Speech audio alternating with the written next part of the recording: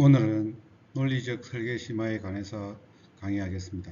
목차로는 1. 개체 타입 통합 2. 이력 데이터 모델링 3. 코드 개체 모델링 4. 무결성 제약 조건의 정의 5. 데이터 표준화 6. 논리적 스키마 모델링 사례 순으로 강의하겠습니다. 학습 목표로는 개체 타입 통합 방법을 설명할 수 있다. 이력 개체가 생성되는 세 가지 유형을 설명할 수 있다. 코드 개체를 모델링할 수 있다.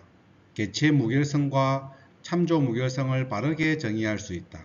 명시적으로 정의해야 하는 도메인 무결성을 나열할 수 있다. 입니다. 개체 무결성과 참조 무결성을 바르게 정의할 수 있으면 이 챕터는 다 성공적으로 공부한 것으로 생각할 수 있겠습니다.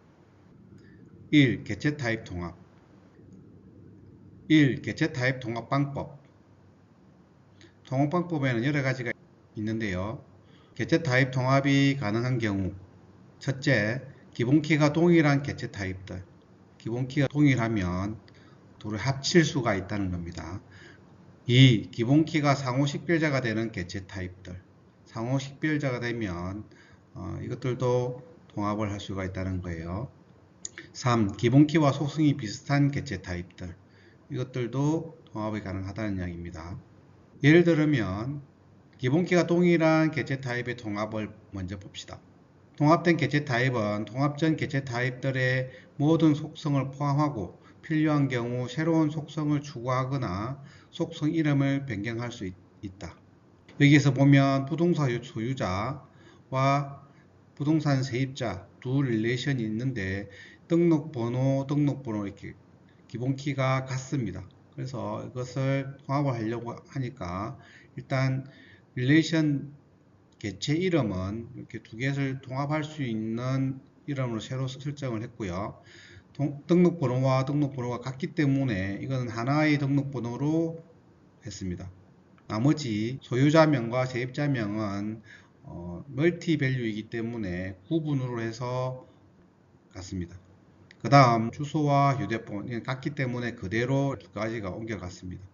여기에 명은 이름이니까 성명 했고요. 그 다음에 세입자인지 소유자인지는 구분으로 이렇게 멀티밸류로 갔습니다. 두 번째, 기본키가 상호 식별자가 되는 개체 타입들의 통합. 통합된 개체 타입은 통합 전 개체 타입의 모든 속성을 포함하고 필요한 경우 속성 이름을 변경할 수 있음. 그러니까 통합 전에 있던 속성들을 모두 옮겨가야 된다는 뜻이고요.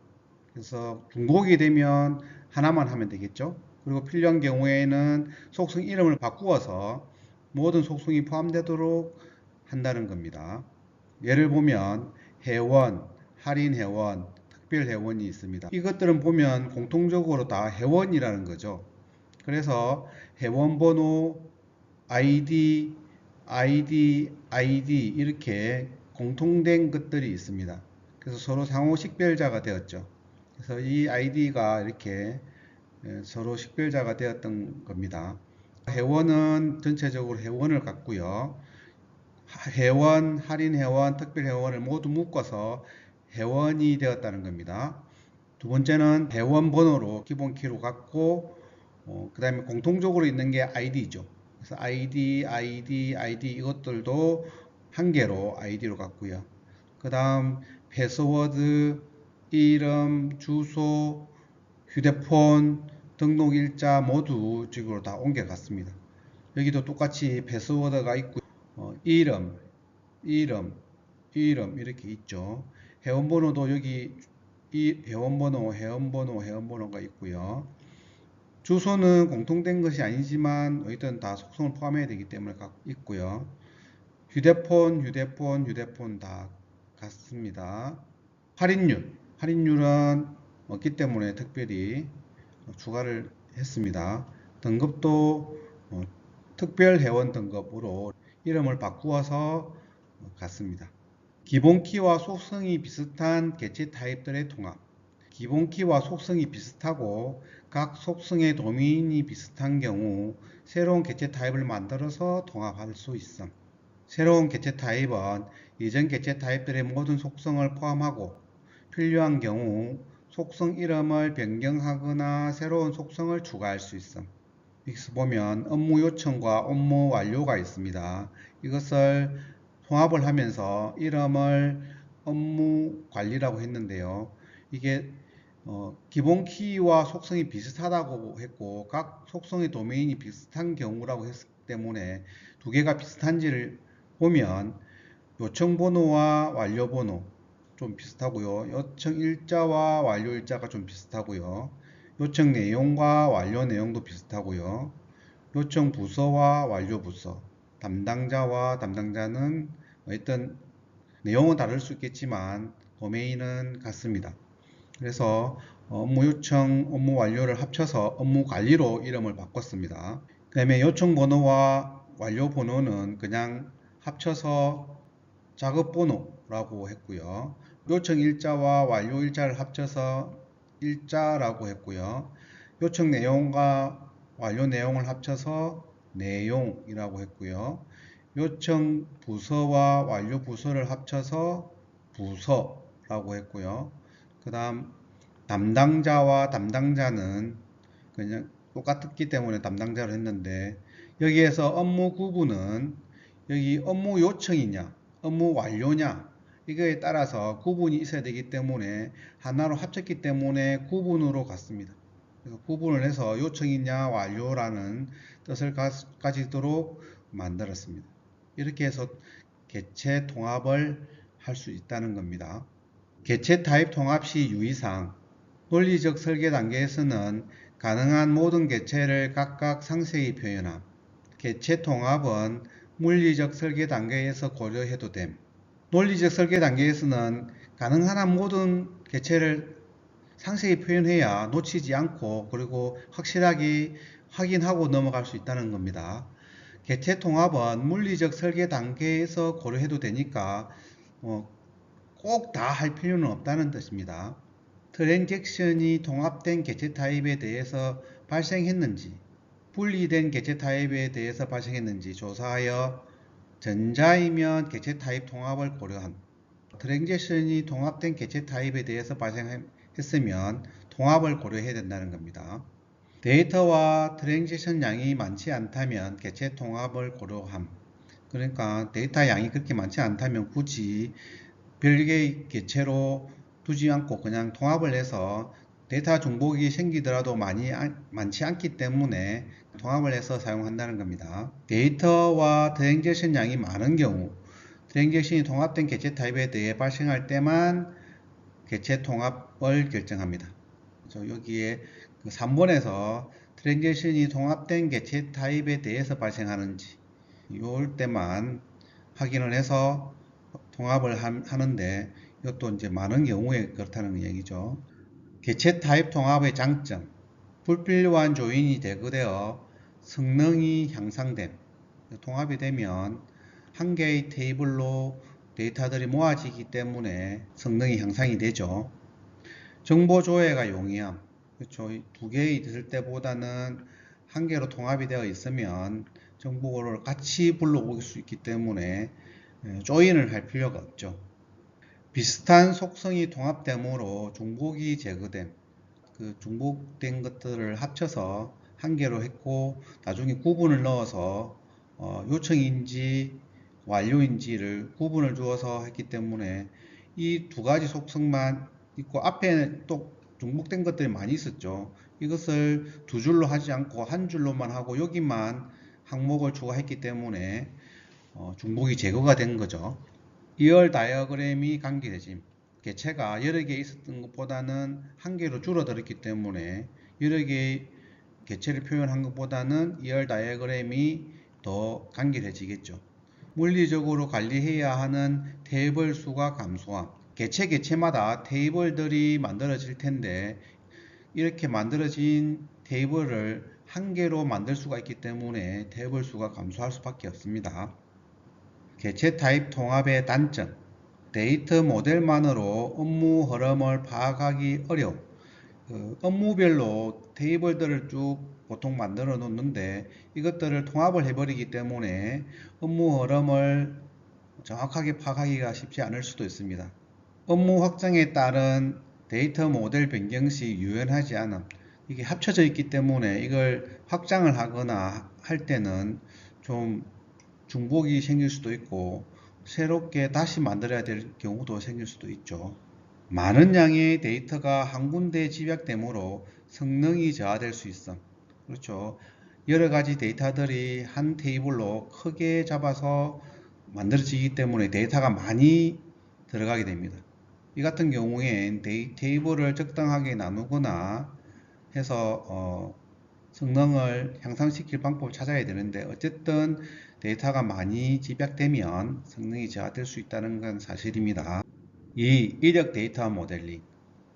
이력 데이터란 하나의 업무 단위가 시간의 흐름에 따라 반복적으로 발생하거나 변경 또는 진행되는 과거 및 현재의 데이터. 히스토리라는 데서 의미를 가져와야 됩니다. 추가적으로 이렇게 쭉 있는데 하나의 업무 단위가 시간에 따라서 반복적으로 발생하거나 변경 또는 진행되는 과거 및 현재 데이터. 히스토리에서 의미를 가져온다면 역사적으로 시간에 따라서 데이터를 쌓는 거죠. 쌓는데 이게 반복이 된다는 겁니다. 이력 데이터 관리의 장점. 과거 특정 시점에 데이터를 조회할 수 있음. 데이터가 쭉 어떤 게 삭제가 되었는지, 갱신이 되었는지 이런 것들을 알 수가 있죠. 변경 내역을 관리할 수 있음. 어떻게 변경이 됐는지 확인을 가능하다는 거죠. 오류 발생 시 현재의 정보를 가장 최근 이력 정보로 복구할 수 있어. 이렇게 쭉 시간 순대로 이렇게 발생했는데 여기에서 문제가 생겨가지고 데이터가 제대로 저장되지 않으면 여기서부터 새로 시작할 수 있다는 겁니다. 이게 보통은 이런 게 없으면 데이터 전체가 삭제가 될 경우가 많아요. 그러면은 이것을 처음부터 다시 만들어야 되는데 이런 이력 데이터가 있으면 여기에서부터 시작할 수 있으니까 이런 정도의 데이터는 보존이 되는 거죠. 이런 장점들이 있을 수 있습니다. 보통 현업에서는 현업 담당자가 데이터를 취급을 하는데요. 자기 데이터를 변경을 했는데도 불구하고 변경하지 않았다고 우길 때가 있습니다. 보통 이제 에러가 생기거나 문제가 발생했을 때 자기가 발뺌하기 위해서 변경하지 않았다고 우길 때가 있는데 이런 정보들이 있으면 언제 당신이 이런 데이터를 A에서 B로 바꿨다고 확실하게 보고서를 제출할 수 있습니다. 그러면 그 사람이 그렇게 했다는 걸 인정이 되겠죠. 이런 유형으로 또 활용도 됩니다. 이력 데이터 관리 시 고려사항. 시간이 경과함에 따라 데이터가 변하는가? 시간의 경과함에 따라서 데이터가 변하지 않는다면 굳이 데이터 이력을 가지고 있을 필요가 없겠죠. 시간이 경과함에 따라 관계가 변하는가? 관계가 변하면 저장을 해놔야죠. 과거 데이터의 조회를 할 필요가 있는가? 조회할 필요 없으면 굳이 가지고 있을 필요 없죠. 변경 내역을 조회할 필요가 있는가? 변경 내역을 조회할 필요가 없으면 가지고 있을 필요가 없겠죠. 과거의 버전을 보관할 필요가 있는가? 결국엔 과거의 데이터를 가지고 있을 필요가 있는가 라고 물어보는 거죠. 보관할 필요가 없다면 굳이 이력 데이터 관리를 할 필요가 없겠죠. 왜냐하면 이력 데이터를 관리한다는 것도 결국에는 리소스의 소모이기 때문에 필요 없는 건 굳이 할 필요가 없습니다. 여기 있네요. 이력 데이터를 관리하려면 비용이 발생하므로 관리할 필요가 없는 이력까지 관리하는 것은 낭비이다. 그렇죠. 그래서 굳이 낭비할 필요가 없기 때문에 필요한 것만 이력 데이터를 관리한다는 겁니다. 이력 개체의 특징. 이력 개체는 하나의 개체에서 발생하는 이력을 관리하기 위해서 생성하는 약한 개체로 과거의 특정 시점에 대한 정보를 제공하는 것이 목적임. 데이터가 이렇게 있으면 특정 시점에 이 데이터에 대해서만 정보를 관리하는 거죠. 그리고 이 원래의 데이터들이 삭제가 되면 여기 있는 데이터도 관리 데이터도 삭제가 되기 때문에 약한 개체라고 하는 겁니다. 이력 개체의 기본키는 자신의 부분키와 소유 개체의 기본키를 조합한 복합키가 된다. 여기 원래 있는 데이터의 기본키, 본인의 소유의 기본키, 이걸 합쳐서 복합키로 만들어서 기본키로 쓴다는 겁니다. 이때 기본키 역할을 할 속성이 없으면 날짜나 일련 번호가 추가가 됩니다. 소유 개체의 기본키는 이력 개체의 외래키가 됨. 그렇죠? 여기에 있는 키가 이력 개체의 외래키로 되겠죠. 이력 개체에 필요한 대부분의 속성은 소유 개체의 존재함. 여기에 있는 것들을 뭡니까? 특정한 시점에 가져와서 이렇게 저장을 할 거니까요. 대부분 그렇고 또 갱신이냐, 추가냐 이런 것들은 이력 개체의 속성에 추가가 되겠죠. 이력 데이터가 생성되는 세 가지 유형. 발생 이력, 데이터가 새로 만들어질 때, 인서트가 될 때 이야기죠. 변경 이력, 변경 이력은 업데이트가 될 때 이야기고요. 진행 이력은 데이터가 이렇게 쌓일 때 어떤 한 특정의 시점의 데이터, 이런 것들은 이제 진행 이력이죠. 발생 이력, 데이터가 발생할 때마다 이력 정보를 남겨서 관리하는 이력. 약한 개체로 발생 이력이 저장이 됩니다. 예를 들어서 급여를 지급한다거나 이자가 새로 발생했거나 누가 접속을 했거나 관리비를 청구하거나 하면 새로 데이터가 인서트가 되기 때문에 발생 이력이 생깁니다.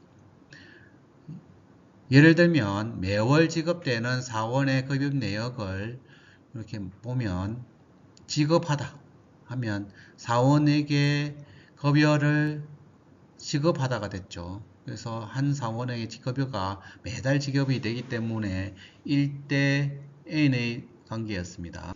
그래서 사원과 급여가 있고요. 약한 개체이기 때문에 이중선 말음모로 이렇게 표기를 했습니다. 사원 릴레이션 스키마는 4번, 이름, 주민등록 번호, 입사일자, 전공, 휴대폰, 주소 이렇게 쭉 그대로 왔고요. 급여에는 원래 지급일자, 기본급, 수당, 연금, 실수령액, 주민세, 소득세, 건강보험료 이렇게 올 건데 지급일자가 기본키로서 이렇게 왔고요. 그 다음 4번이 누구인지 알아야 되기 때문에 4번 기본키가 그대로 외래키로 왔습니다. 그리고 이 4번 번호와 지급일자를 묶어서 복합키로서 기본키로 삼았습니다. 이렇게 모델링을 할 수 있다는 겁니다. 두 번째, 변경 이력. 데이터가 변경될 때마다 변경 전후의 차이를 확인하기 위해 남기는 이력. 약한 개체로 변경 이력을 저장합니다. 예를 들면 예약을 변경하거나 주문을 변경하거나 계약을 변경하는 등에 있어서 사용할 수 있습니다. 예를 들면 항공권을 예약한 고객이 예약 정보를 변경하는 경우 원래는 고객이 있고 그다음에 항공권이 있을 거고 그 다음에 예약하다라는 관계에서 고객이 항공권을 예약을 했을 겁니다. 그런데 이걸 항공권을 변경을 하면 여기에다가 인서트로 하기에는 애매한 경우가 있습니다. 그래서 변경하다는 약한 개체를 추가를 해서 관리를 한다는 겁니다.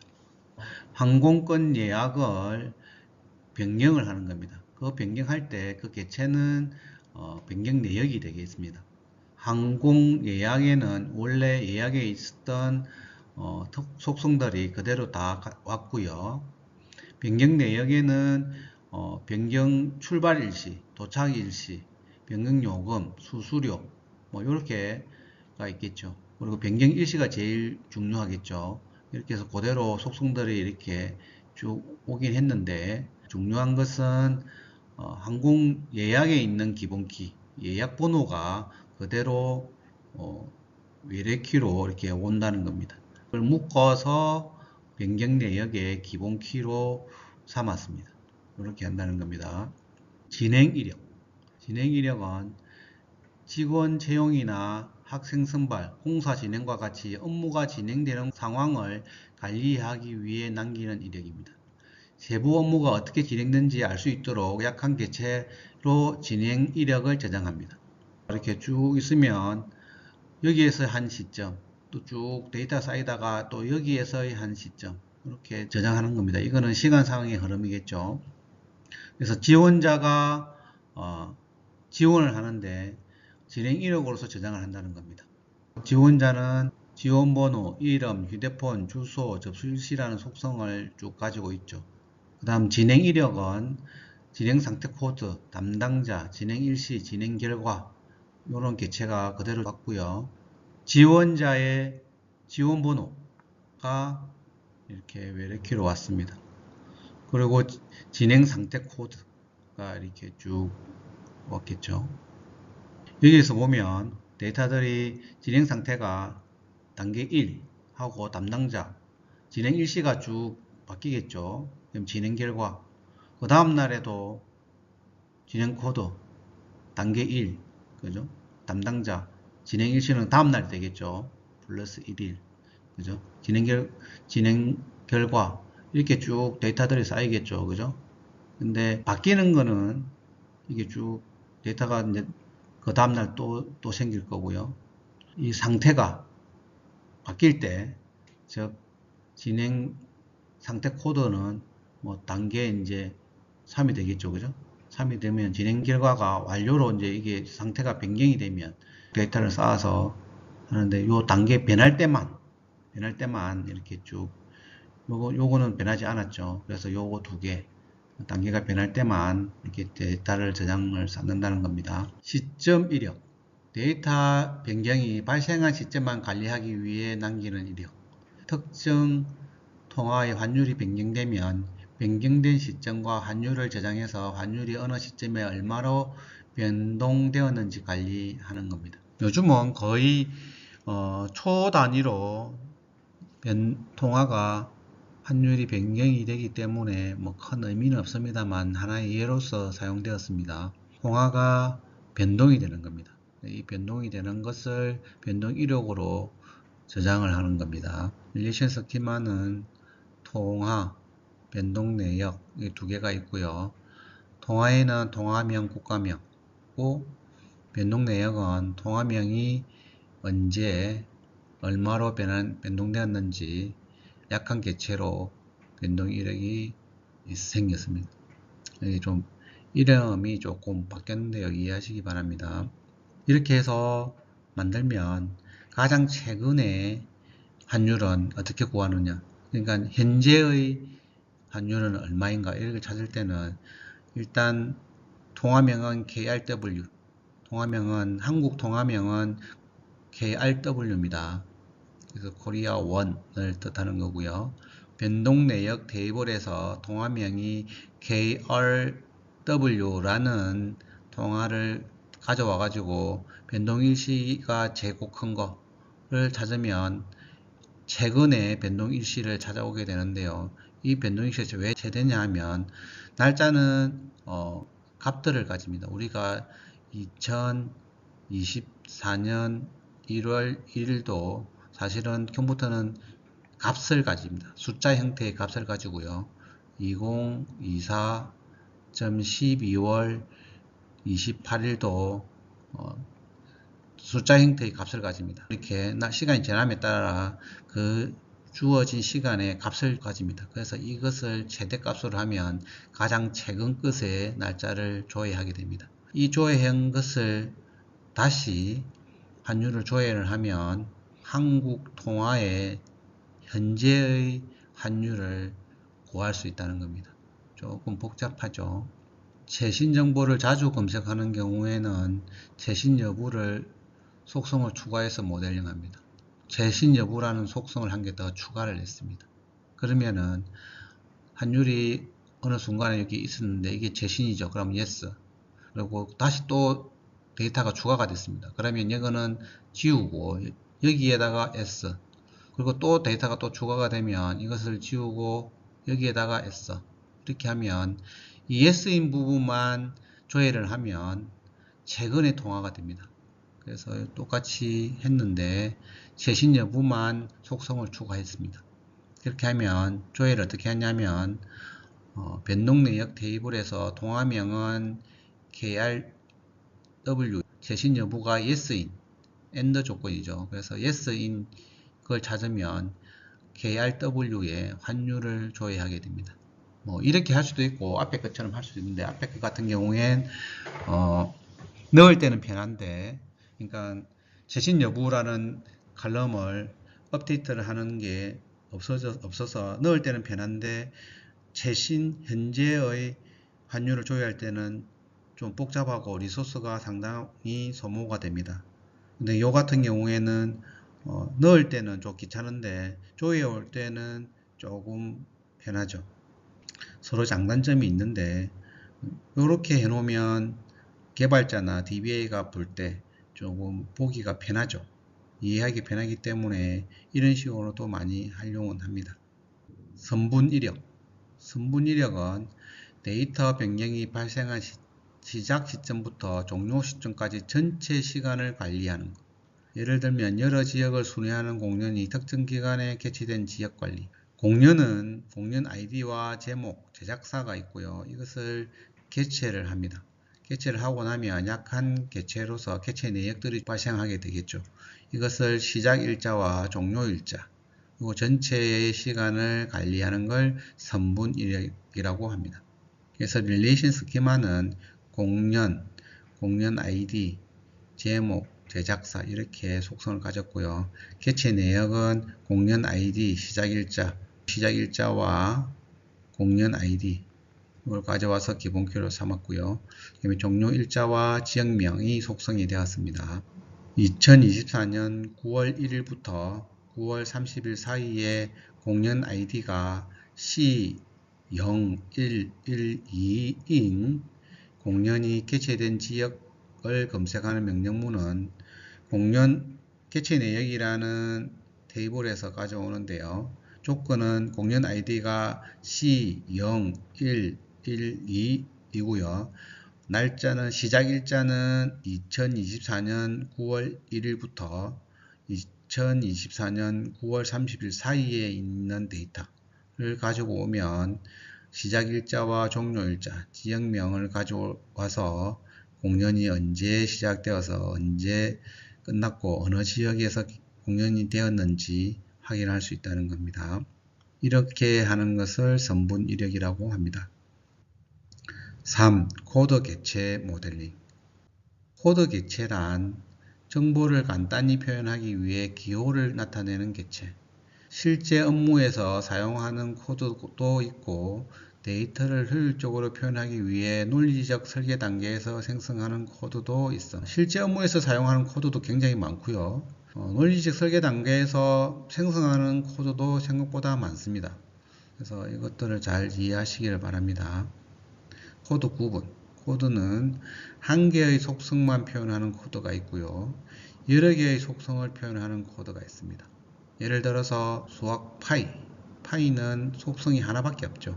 이런 것들은 속성이 한 개인 코드죠. 만일에 학생이라는 코드가 있으면 학생은 재학생, 휴학생, 복학생 이런 식으로 여러 개의 분류로 나눌 수가 있겠죠. 이렇게 여러 개의 속성을 표현하는 코드도 있을 수가 있다는 겁니다. 코드가 한 개의 속성만 표현하는 경우, 결제 코드 같은 경우에 코드 값이 한 개의 코드에 코드 값이 한 개만 있습니다. 그래서 A는 현금, B는 선불카드, C는 신용카드, D는 체크카드, E는 휴대폰 결제, F는 계좌 결제, 이렇게 있다는 겁니다. 결제 코드는 결제 방법, 코드 값이 결제 방법이죠. 이렇게 표현할 수 있다는 겁니다. 부수 코드 구분은 코드는 0, 1, 0, 2, 0, 3, 0, 4, 0, 5 이렇게 있고요. 부서명은 기획팀, 인사팀, 영업팀, 기술팀, AS팀이 있습니다. 부수 코드는 기획팀이면서 서울에 있고, 인사팀이면서 서울에 있고, 영업팀이면서 서울에 있고, 기술팀이면서 대전에 있고, AS팀이면서 대전에 있고, 이렇게 코드 값이 여러 개 있을 수가 있죠. 표현을 해보면 부수 코드가 있고요. 그 다음에 부서명이 있고 부서 위치가 있고요. 전화번호가 이렇게 있습니다. 그러면 부서 코드가 기본 키가 될 거고요. 부서명, 위치, 전화번호 이렇게 코드를 만들어서 쓸 수가 있다는 겁니다. 어려운 개념은 아니죠. 코드 데이터 모델링의 특징. 코드 개체는 주로 코드 값을 참조하는 용도로 사용되므로 일반 개체와 달리 다른 개체와 관계를 맺지 않아도 됨. 코드를 코드 값으로 변환할 때 SQL문에서 조인 연산이나 디코더문을 사용하거나 응용 프로그램 또는 DBMS 함수 등을 활용할 수 있어. SQL문에서 조인 연산이나 디코더문을 사용. 이 말은 뭐냐면 디코더는 if입니다. if문. 여러분이 프로그래밍 할 때 그 if문을 디코더라는 걸로 바꿔서 쓰고 있습니다. 디코더라는 것은 if를 뜻한다고 생각하시면 되고요. 유사하게는 케이스문하고도 비슷합니다.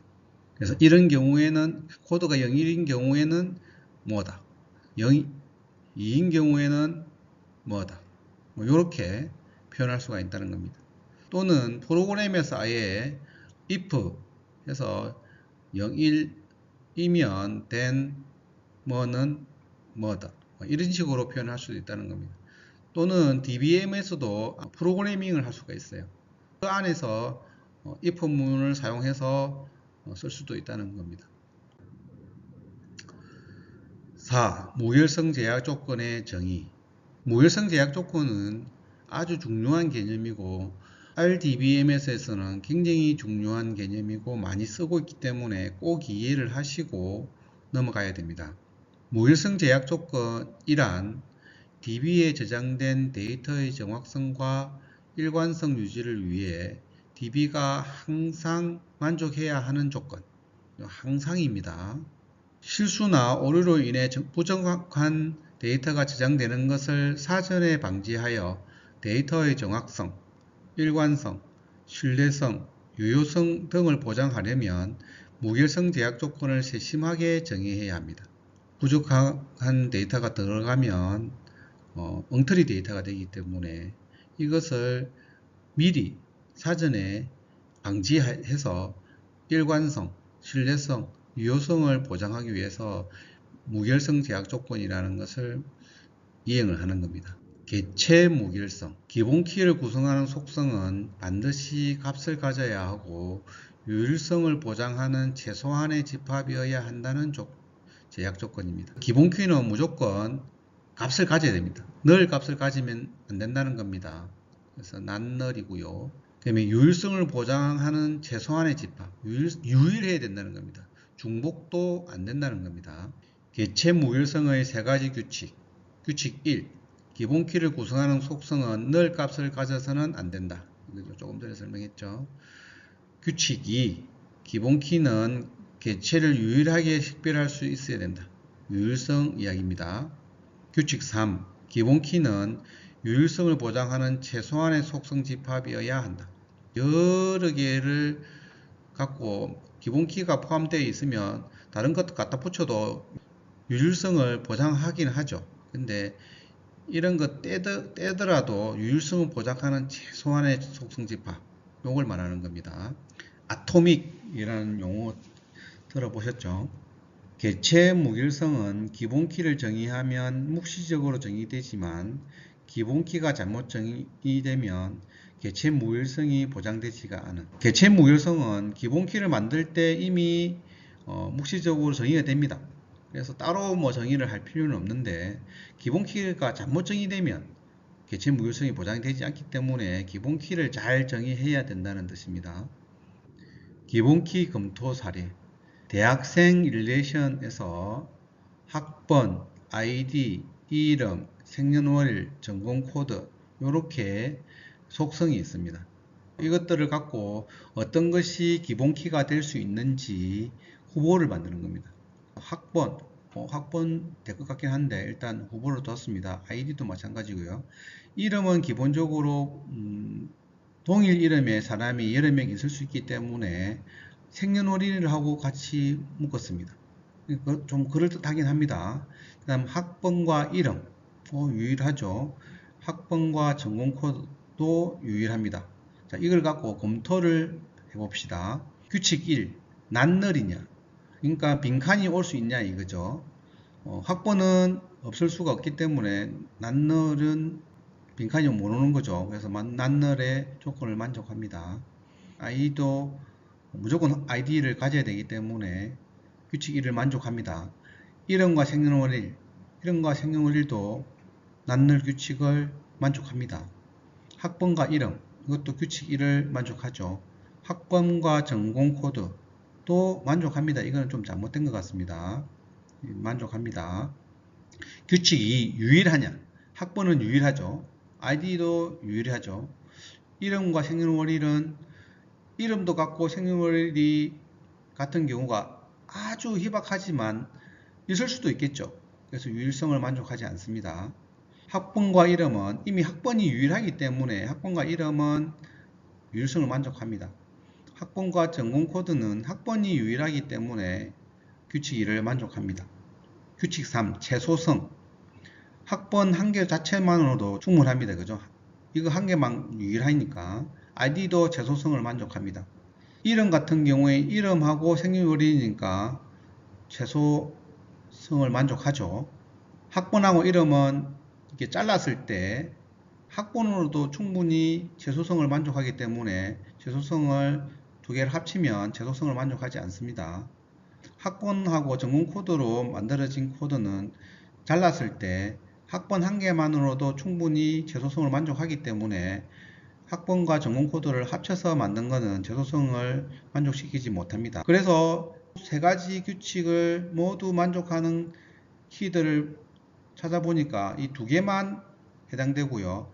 요거 같은 경우는 여기서 X고 여기에서 X고 여기서 X여서 후보키가 되지 못했습니다. 그래서 이 두 개가 후보키로 만들어졌습니다. 1. 개체 무결성 정의 방법. 기본키 선정 시 고려사항. 기본키는 개체 인스턴스를 유일하게 식별할 수 있어야 합니다. 기본키가 만들어지면 한 개의 컬럼을 데이터를 조회할 때 그 유일키, 요게 한 개만 딱 있을 수 있는 데이터를 기본키로 삼아야 됩니다. 그래서 이 인스턴스를 유일하게 구분할 수 있어야 된다는 뜻입니다. 기본키는 가능하면 변경되지 않아야 합니다.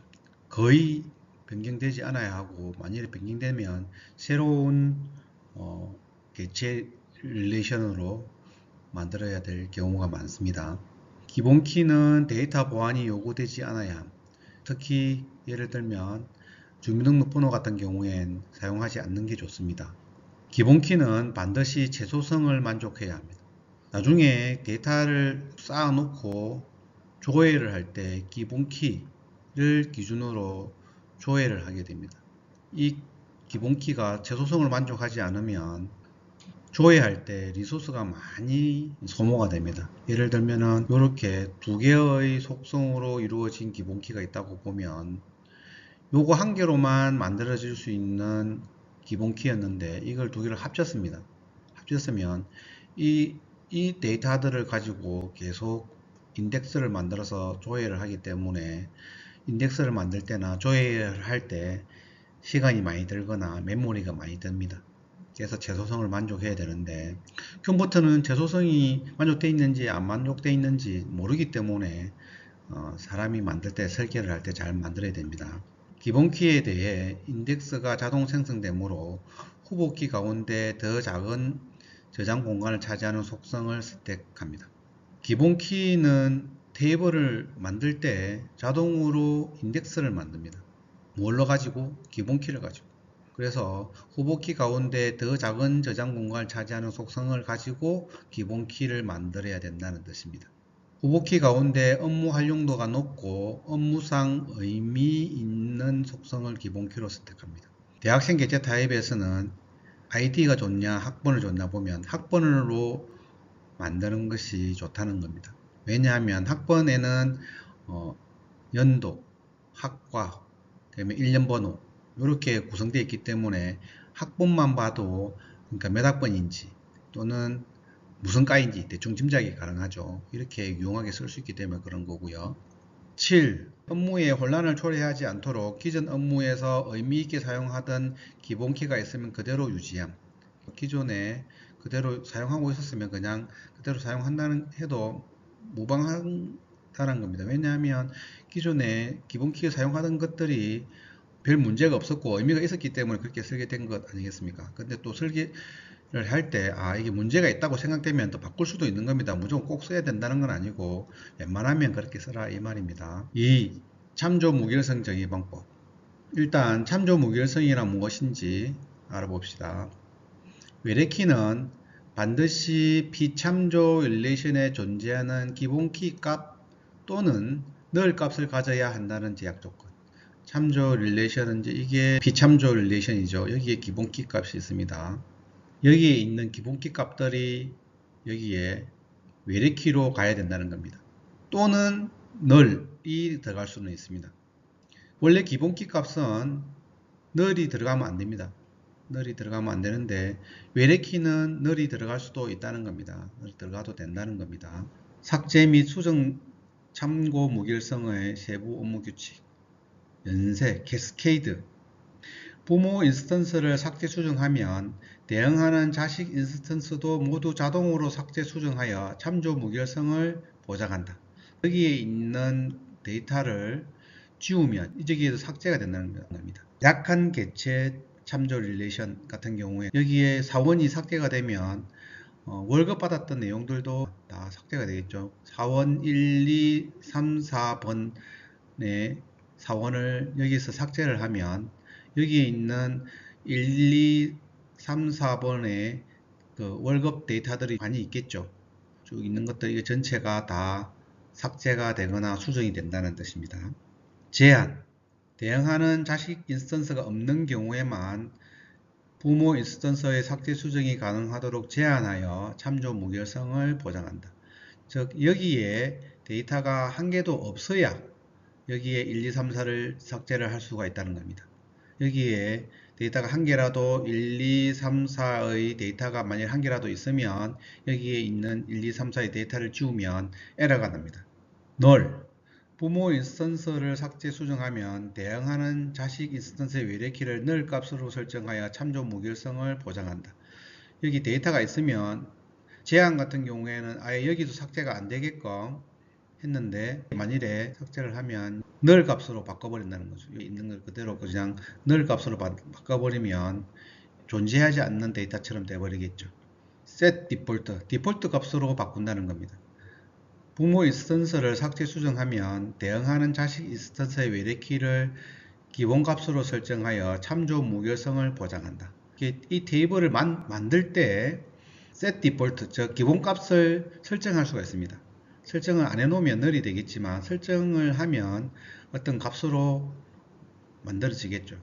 보통 이제 날짜 같은 경우에 기본값을 현재의 날짜로 이렇게 기본값을 만들어 놓습니다. 그러면은 만일에 이게 외래키로 되어 있다면 이걸 위에 있는 걸 삭제를 하면 데이터를 지우지 않고 뭡니까 현재의 값으로 그냥 바꿔버린다는 겁니다. 미조치. 미조치는 영어로 no action인데요. 액션이 없다는 뜻입니다. 제한 규칙과 유사하다. 다만 제약 조건 검사를 트랜지션이 종료될 때까지 연기한다. 미조치 액션이 있으면 지금 당장 에러를 떨어뜨리는 게 아니고 제한 규칙은 당장 에러를 떨어뜨리는데 그게 아니고 이런 계속 다른 트랜지션이 있겠죠. 기다린다는 겁니다. 이게 다 끝나고 나면 제일 마지막에 다시 또 체크를 해서 실행되었는지 제한이 풀렸는지 확인을 하는 겁니다. 안 풀렸으면 제한이 아직 그대로 있으면 에러를 내겠죠. 안 그러면 흘러오면서 조치가 이행이 되었기 때문에 문제가 없다는 겁니다. 참조 무결성 정의 사례. 참조 테이블은 사원이, 피참조는 부서 테이블이 있고 여기에 사원이 있습니다. 이렇게 연결되어 있겠죠. 부서에는 사원, 부서 번호 뭐 이런 것들이 있겠죠. 사원이 A이 되는 거고요. 부서는 1이 되겠죠. 그래서 관계는 근무하다. 이렇게 해서 1대 N 관계에 있는데 삭제 규칙은 캐스케이드, 수정 규칙은 미지정, 이렇게 no action이 되어 있죠. 그럼 삭제를 시키면 어떻게 됩니까? 여기에 있는 것도 삭제. 수정을 시키면 여기서 수정을 하면 여기는 뭡니까? 아무것도 안 하고 그냥 있는다는 거죠. 나중에 마지막에 보면 문제가 있으면 에러가 나겠죠. 이럴 때 정의를 어떻게 하느냐? 크리에이터 테이블 부서라는 테이블을 만듭니다. 만들 때 부서 아이디를 프라이머리 키, 기본 키로 삼았고요. 부서 이름, 뭐 이렇게 전화번호, 사무실이 있습니다. 사원은 사원 테이블을 만들 때 사원번호, 건무 부서가 이렇게 들어가죠. 사원번호가 기본 키입니다. 그리고 포린 키로서 건무 부서에서 가져왔습니다. 건무 부서로서 가져와서 부서에 있는 부서 아이디를 포린 키로 삼았습니다. 그 다음에 on delete cascade, 이게 이제 삭제 규칙이죠. 사원 테이블에서 사원이 삭제가 되면 부서에 있는 것은 자동으로 삭제를 해라, 이렇게 설정을 해놨죠. 부서 테이블이 있고요. 사원 테이블이 있으면 부서 테이블은 부서 아이디, 부서 이름, 전화번호, 사무실, 이렇게 속성을 가지고 있고요. 사원은 사원번호, 근무부서, 입사일 이렇게 있는데 부서 아이디가 기본 키고요. 사원 번호가 기본 키가 되었습니다. 근데 이제 사원 테이블에 외래키를 하나 만들었죠. 근무부서라는 외래키를 한 개 만들었고요. 어디서 참조하냐면 부서 테이블에 있는 부서 아이디를 참조를 해서 외래키로 가져옵니다. 외래키를 어디에다 연결시킵니까? 근무부서라는 컬럼에다가 외래키를 연결시킵니다. 그러면 근무부서는 외래키가 되겠죠. 이렇게 해서 하는데, 만일에 이 사원 아이디 한 개가, 데이터가 한 개가 이렇게 삭제가 되면 이 키하고 연결되어 있는 부서, 이게 삭제가 되겠죠. 그래서 여기서 부서가 한 개 삭제가 되면 이 해당되는 부서에 연결되어 있는데 가서 이 부분이 삭제가 되겠죠. 참조 무결성 정의 사례 2. 참조 테이블은 수강하다 입니다. 비참조 테이블 학생과 교과목이 있고요. 학생 수강이죠. 학생이 삭제가 되면 수강하다에도 같이 지우라는 거죠. 그리고 교과목하고는 restrict, 수정이 되면 set null. 교과목을 삭제를 하면 수강하다가 데이터가 있는지 없는지 확인해서 얘가 있으면 에러, 없으면 삭제를 같이 할 수 있다는 거예요. 여기에서 교과목 수정하면은 여기에 있는 데이터는 디폴트 값으로 바뀐다는 것입니다. 테이블 정의문, create 테이블 학생이라는 테이블을 만들었죠. 속성은 학번, 이름, 휴대폰, 주소인데 학번은 인테저 10, 프라이머리 키, 그러니까 숫자 10개의 기본 키로 됐고요. 바차 20, 바차 20은 글자가 20개까지 쓸 수 있는데 0부터 20개까지 넣을 수 있다는 뜻입니다. 휴대폰은 캐릭터 11, 캐릭터 11은 글자 수가 11개라는 뜻입니다. 주소는 바차 100, 그러니까 0에서부터 100개의 글자를 넣을 수가 있다는 겁니다. create 테이블 교과목을 했고, 교과목 번호, 교과목 명, 학점, 구분 이렇게 있습니다. 수강하다의 테이블은 학생 아이디, 교과목 번호, 수강하기, 학점 이렇게 해서 테이블이 만들어졌는데요. 이제 수강하다에서 프라이머리 키는 학생 아이디와 교과목 번호, 교과목 번호를 합쳐서 프라이머리 키가 되었고요. 포린 키는 학생 아이디가 포린 키가 되었습니다. 어디에서 참조하냐면 학생의 학번, 학생 테이블에 있는 학번, 이것이 외래키로 되어서 왔고요. on delete, 지울 때는 cascade, 즉 여기서 지우면 학생이 있는 데이터도 지워라 이 말이죠. 업데이트 할 때도 똑같이 업데이트를 하라 이 말이죠. 포린 키는 외래키인데 교과목 번호에서 번호라는 걸 포린 키로 잡는데, 참조는 교과목이라는 테이블에서 교과목 번호를 외래키로 가져오라는 뜻이고요. on delete, 지울 때는 확인을 해서 지우고요. on update, 업데이트 할 때는 set null로 지정하라. 이렇게 만들었습니다. 여기서 insert dependent, on insert dependent 있는데요. 이거는 무시하시기 바랍니다. 3. 도메인 무결성 정의 방법. 도메인 무결성이란 각 속성이 미리 정의된 도메인에 존재하는 값을 가져야 한다는 제약 조건으로 도메인은 데이터 타입과 크기 외에 난널 등을 포함합니다. 즉 아까 조금 전에 봤듯이 우리가 이렇게 테이블이 있으면 요 한 줄 한 줄 이런 칼럼들을 이렇게 도메인이라고 했습니다. 이 도메인에 대한 속성을 만들 수가 있는데요. 크게는 글자, 캐릭터, 그 다음에 바 캐릭터, 바차라고 하는데요. 바 캐릭터 또는 숫자 중에서도 뭐 인테저, 정수라든지 실수라든지 아니면 불린, true라든지 false라든지 이런 값들을 가지게 될 수 있고요. 그리고 non-null, 즉 무조건 입력을 해야 된다 라는 조건, 그 다음에 디폴트 값 뭐 이런 것들을 같이 정의를 하게 되는데, 무결성을 보장하기 위해서는 명시적으로 정의를 해야 됩니다. 종류가 4가지가 있는데요. 각각 알아보면 non-null은 속성이 null 값을 가질 수 없도록 정의한다. 그죠? 그냥 non-null 적으면 돼요. 그 다음에 unique, 속성이 고유한 값을 갖도록 정의한다. 즉 한 개의 값만 가져야 된다는 겁니다. 디폴트, 값이 제공되지 않는 경우 속성이 가질 수 있는 기본 값을 정의한다. set 1, 2, 3 이렇게 하면 값을 제공하지 않으면 무조건 값이 1, 2, 3으로 들어가 버립니다. 체크, 속성의 값이 만족해야 하는 특정 조건을 정의한다. 이렇게 어떤 남자냐 여자냐에 따라서 이렇게 남자인지 여자인지 또는 어떤 사이의 값 이런 것들을 체크로 넣을 수가 있습니다. 무결성 제약 조건의 정의 사례를 보면 휴대폰 이름, 주소는 null 값을 가질 수 없다. 그러면 요거는 뭡니까? 제약 유형은 non-null이죠. 그래서 관계된 relation은 학생이라는 테이블이죠. 그 테이블에 있는 이름, 휴대폰, 주소는 꼭 값을 넣어야 된다 이 말이죠. 휴대폰은 유일한 값을 가져야 한다. 그래서 유일한 값은 unique죠. 그래서 학생 릴레이션에 있는 휴대폰은 유일한 값을 가져야 된다. 한 학생이 뭐 2개의 휴대폰, 그렇게 아니죠.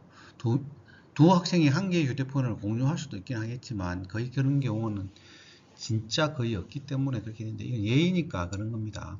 교과목명과 학점은 null 값을 가질 수 없다. 그래서 교과목 관련 릴레이션에는 무조건 학점이 들어가야 된다는 거죠. 그래서 non-null 제약 조건이 있습니다. 학점은 1 이상 4 이하의 값을 가져야 한다.